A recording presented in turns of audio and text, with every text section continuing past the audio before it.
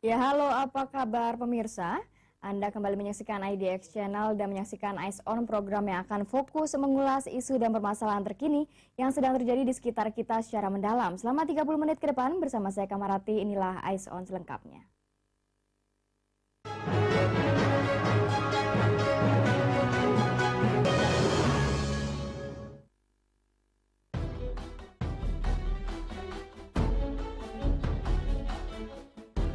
Jika harga komoditas lainnya terpuruk sepanjang tahun 2015 lalu, harga minyak sawit atau crude palm oil justru melesat. Raihan ini dicapai setelah masalah cuaca dan alam menjadi penopang kenaikan harga. Harga CPO kontrak pengiriman Maret 2016 di Malaysia Derivative Exchange merosot 0,40% ke level 2.485 per metrik ton atau setara 577,32 US dollar per metrik ton. Harga ini tergelincir 0,08% dalam sepekan terakhir. Namun dibanding awal tahun 2015, harga sudah melambung 11,18%. Sementara itu dengan nilai jual ringgit Malaysia, harga justru diuntungkan ketika indeks USD melambung tinggi. Sebabnya ringgit Malaysia menjadi rendah dan ini mendukung permintaan dari konsumen. Saat indeks US dollar perkasa, harga CPO justru seolah bertahan dari serangan. Ini jelas berbeda dengan pergerakan harga komoditas lainnya. Di saat El Nino terjadi, produksi dari Malaysia dan Indonesia menurun signifikan. Sementara permintaan masih tergolong tinggi, imbasnya harga pun terdongkrak. Tidak berhenti di situ, di Indonesia terjadi kebakaran hutan yang menerpa wilayah Sumatera dan Kalimantan. Daerah tersebut merupakan ladang sawit terbesar milik Indonesia. Permasalahan yang sama kembali terulang, terjadi gangguan produksi di Indonesia.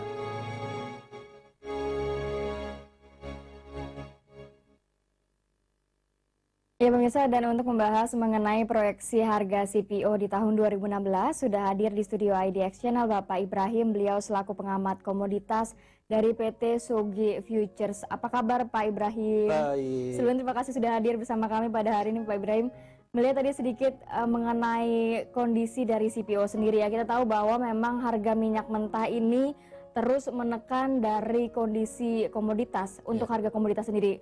Mungkin kita bisa melihat bahwa justru CPO yang termasuk cukup kuat begitu ya.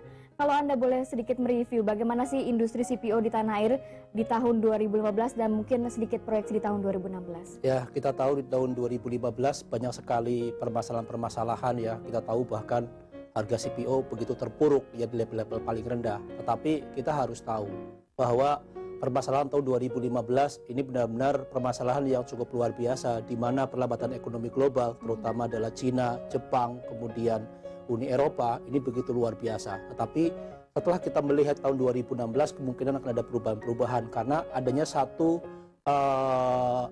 informasi yang cukup menarik ya, di mana bahwa Indonesia dan Malaysia akan membentuk satu dewan sawit ya, dewan sawit negara. Ini cukup bagus, apalagi setelah Indonesia ya terutama Menteri SDM sudah mengumumkan akan menarik dana dari masyarakat sebesar Rp200 ya untuk keperluan untuk bahan bakar alternatif ya. Ini cukup mengangkat sentimen positif walaupun saat ini masih belum bisa bergulir karena menunggu payung hukum. Nah, kemungkinan besar pada saat payung hukum ini digulirkan di DPR ini semester pertama, di semester kedua kemungkinan besar harga CPO ini akan sedikit lebih baik ya, walaupun kita tahu bahwa perlambatan ekonomi global terutama adalah di Cina, kemudian India, Jepang dan Eropa, kemungkinan besar di semester pertama masih akan kelihatan sekali karena banyak yang mengatakan bahwa Cina di tahun 2016 masih akan melambat ekonominya. Tetapi harus diingat bahwa di awal-awal Januari Cina sudah menggelontorkan stimulus sebesar 20 miliar US dollar. Tetapi 20 miliar dolar US dollar itu masih belum cukup. Artinya apa? Itu hanya untuk pemancing. Kenapa kemarin sedikit mengalami satu penurunan? Semua harga komoditas mengalami penurunan karena adanya permasalahan geopolitik di Timur Tengah antara Iran dan Arab Saudi. Tetapi kita harus tahu, kita akan kembali ke supply. Ya, kita tahu bahwa produksi untuk CPO kemungkinan besar di tahun 2016 akan sedikit tertekan. Ya, karena apa? Ada kebakaran, ada El Nino. Nah, ini akan sedikit mengangkat sentimen positif. Di sisi lain pun juga kita harus ingat, Cina, Jepang, India itu adalah importer tradisional. Bagaimanapun terjadi krisis, mereka pasti akan membutuhkan karena itu bahan bakar primer, kebutuhan pokok di negara-negara tersebut yang mereka harus konsumsi. Ya walaupun kita tahu saat ini di awal-awal harga penutupan untuk CPO ini mengalami satu penguatan di 2454, ini karena imbas dari melemahnya mata uang ringgit. Kita tahu bahwa di awal-awal tahun ini Bank Sentral negara bagian sudah memberikan satu komentar-komentar tentang bagaimana ke depan Amerika harus menaikkan suku bunga kembali. Itu pun juga melihat nanti di hari Jumat ada data tenaga kerja. Kalau seandainya data tenaga kerja Amerika sedikit lebih baik, ini pun juga ada kemungkinan besar bahwa The Fed akan menaikkan suku bunga kembali. Pada saat The Fed menaikkan suku bunga, indeks dolar mengalami satu penguatan. Inilah kesempatan untuk CPO untuk kembali lagi rebound. Oke, berarti dalam arti di tahun 2016 kemungkinan masih cukup bagus begitu ya potensi untuk CPO sendiri. Tadi sempat dijelaskan oleh Pak Ibrahim bahwa memang negara-negara tujuan ekspor kita seperti China, Jepang dan India saat ini sedang mengurangi dari permintaannya begitu ya. Betul. Apakah memang sudah ada tujuan ekspor lainnya yang seharusnya dicari oleh industri CPO kita untuk mendorong begitu? Ya, kita memang sedang mencari wilayah-wilayah ekspor, terutama adalah Eropa. Kita memang sudah masuk di Eropa Timur. Kita mau masuk adalah di Eropa secara global, tetapi kita tahu bahwa sampai saat ini masih ada satu permasalahan yang sampai sekarang belum final. Yang paling utama ini, bagaimana cara untuk mendongkrak harga CPO, ini adalah dengan cara pertemuan yang antara disatukannya adalah Dewan Sawit Nasional dari Malaysia dan Indonesia. Inilah yang sebenarnya akan mendongkrak. Karena apa?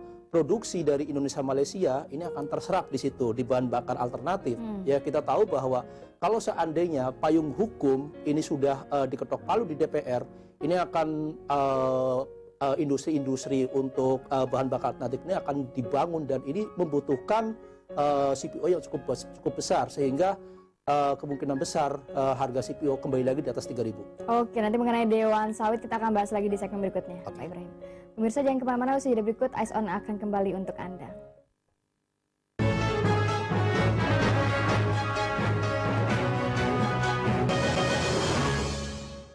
Ya pemirsa, kembali lagi bersama saya Kamarati dalam Eyes On. Kembali kita melanjutkan perbincangan dengan Bapak Ibrahim. Beliau selaku pengamat komoditas dari PT Sugi Future. Pak Ibrahim, kita lanjutkan lagi. Tadi dikatakan memang saat ini sedang on progress adanya mendirikan atau Dewan Sawit di Indonesia dan juga Malaysia ya, penyatuan antara Indonesia dan Malaysia. Kalau kita melihat Indonesia dan Malaysia ini menjadi dua pemain utama di dunia, hampir 90% kalau tidak salah. Betul. CPO dunia berasal dari Indonesia dan Malaysia.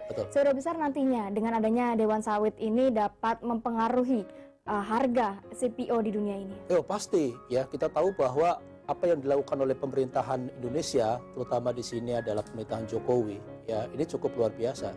Jadi Jokowi begitu cerdas ya di sini. Dia dengan melihat harga komoditas semua mengalami satu penurunan, kemudian bahwa Indonesia mempunyai salah satu komoditas yang diandalkan, CPO mengalami satu penurunan.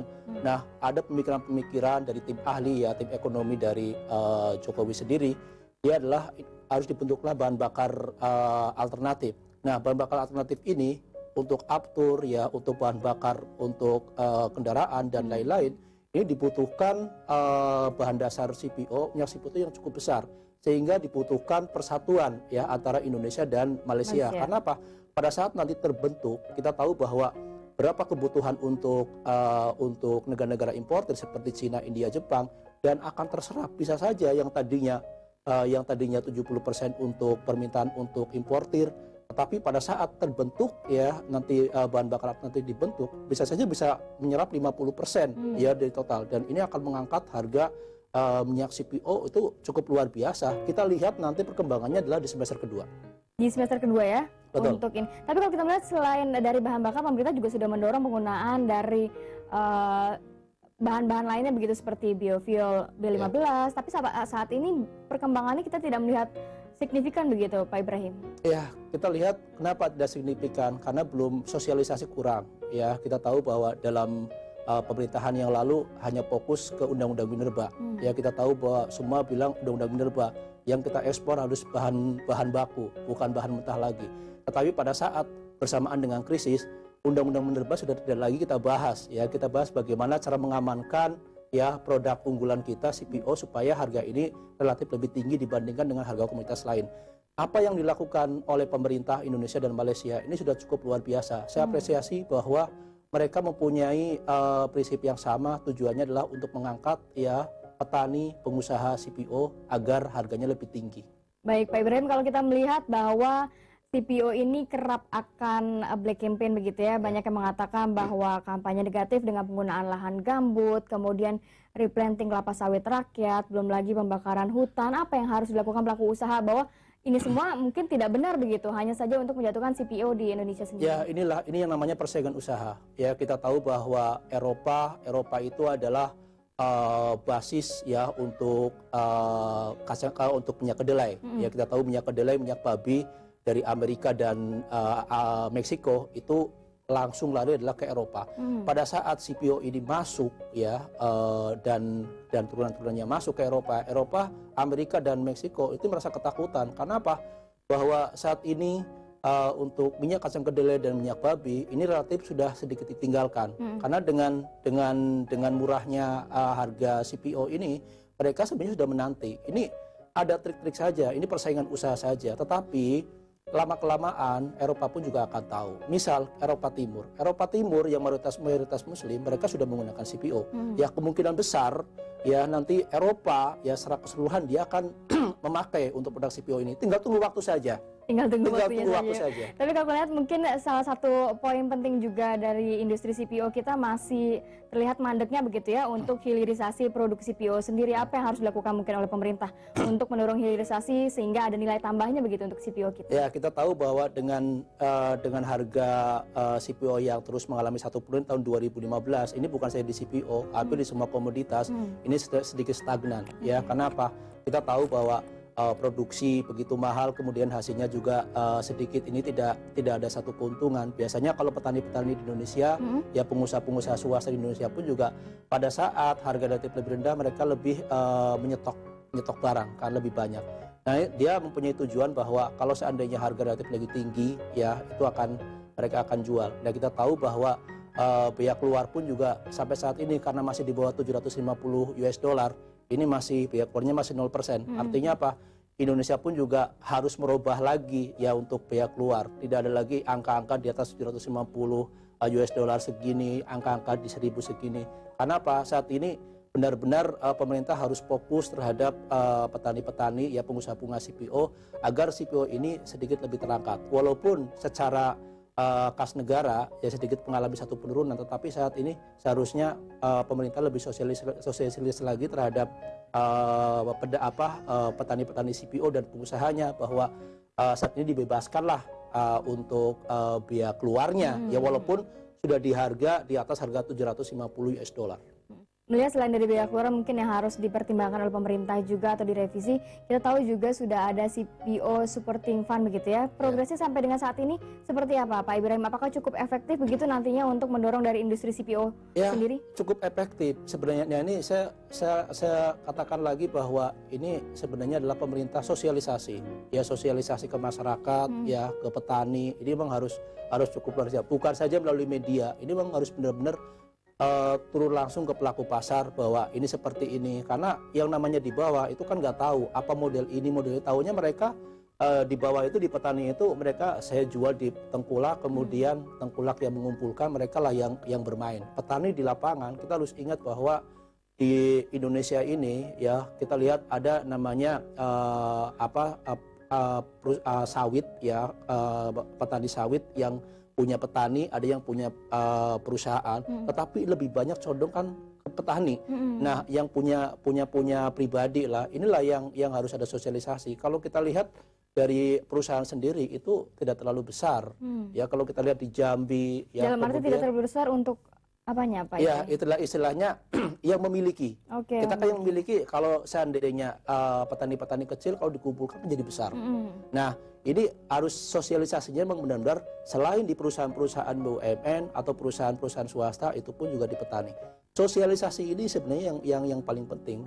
Sampai saat ini kita hanya sosialisasi di media, belum masuk ke pelaku pasar langsung ke lapangan sendiri. Dalam arti belum ke lapangan begitu ya. Betul. Harusnya lebih didorong lagi oleh pemerintah agar memang sosialisasi dapat mendorong industri CPO nantinya begitu ya. Betul. Kita akan bahas lagi di segmen berikutnya Pak Ibrahim. Pemirsa jangan kemana-mana, usai jeda berikut kita akan kembali untuk Anda.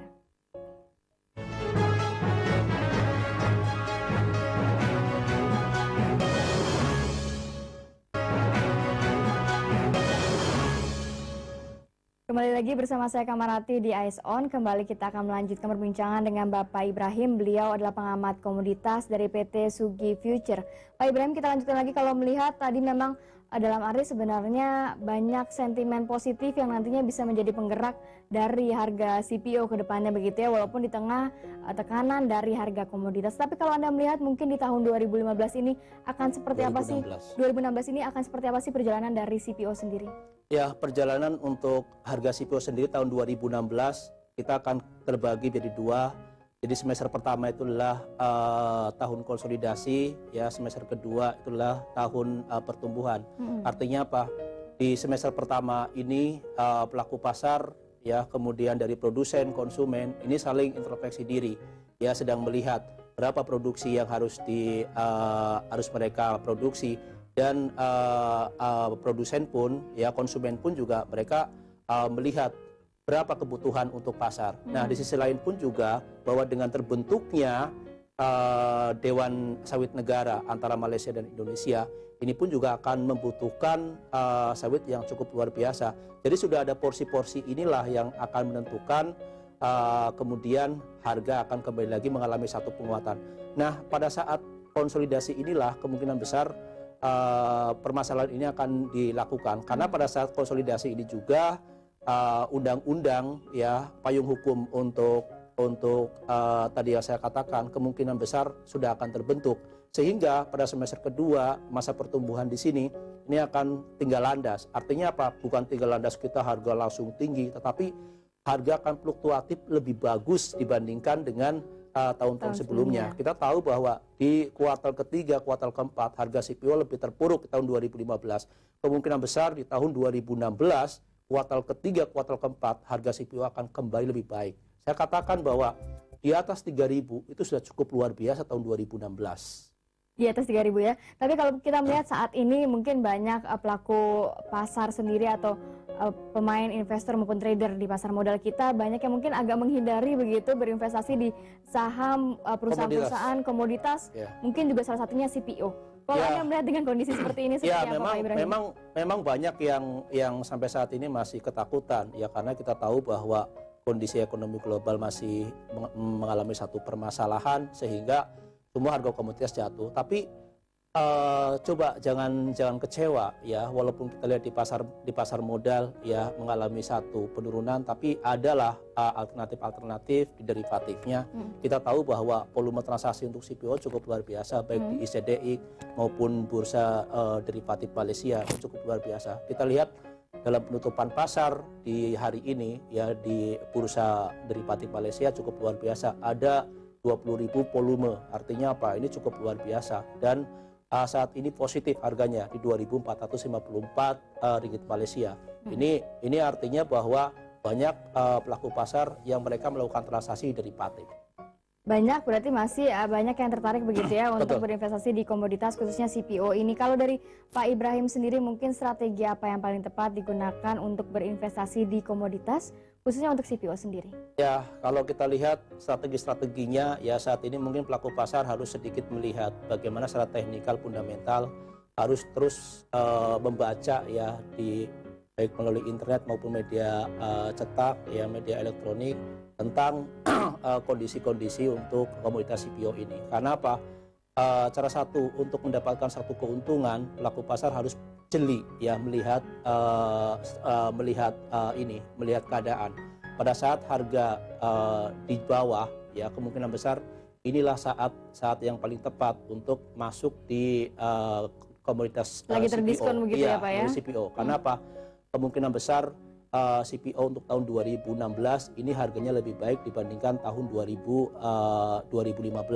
Dan ini saya bukan menjamin ya, bukan menggaranti, tetapi berdasarkan fundamental dan teknikal yang saya amati ya, yang saya baca, ini memang harga CPO itu berbeda banget dengan komoditas yang lainnya yang selalu mengikuti harga minyak. Karena apa? Substitusi dari CPO ini adalah kacang kedelai dan minyak babi. Pada saat kacang kedelai mengalami satu kenaikan, kita ingat bahwa di Amerika saat ini terjadi musim dingin, udah dingin musim hujan ya, banjir. Artinya apa? Ini sedikit tertekan untuk tanaman-tanaman kacang kedelai, sehingga minyak kacang kedelai di Amerika sedikit mengalami satu kenaikan. wajar kalau harga CPO di Indonesia dan Malaysia ini ikut naik juga.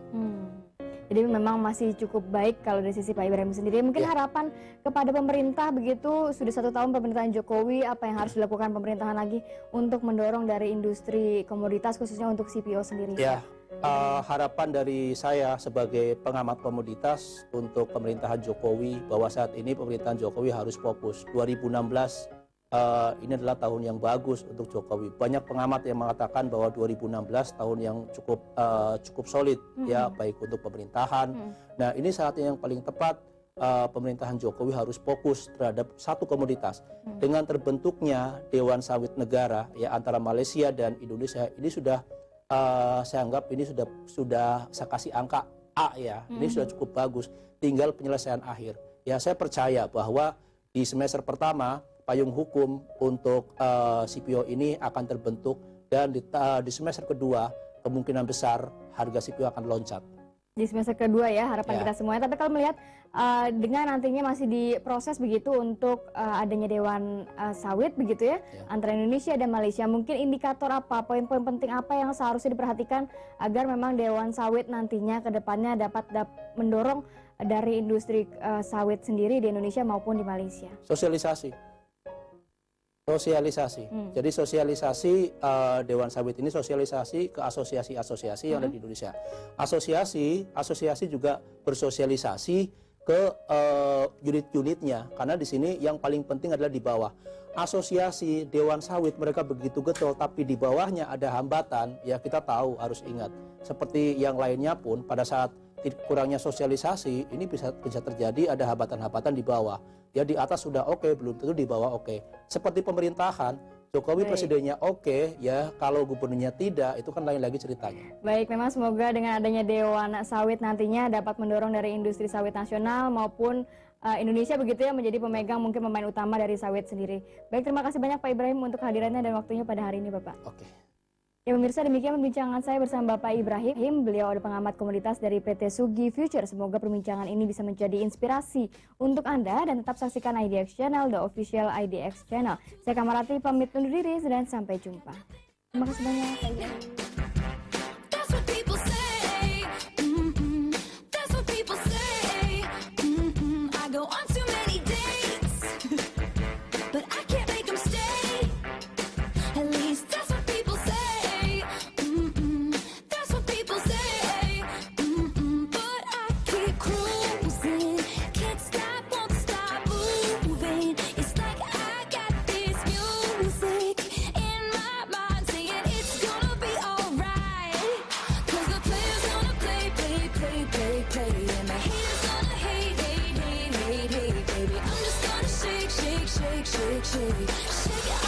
Shake it off,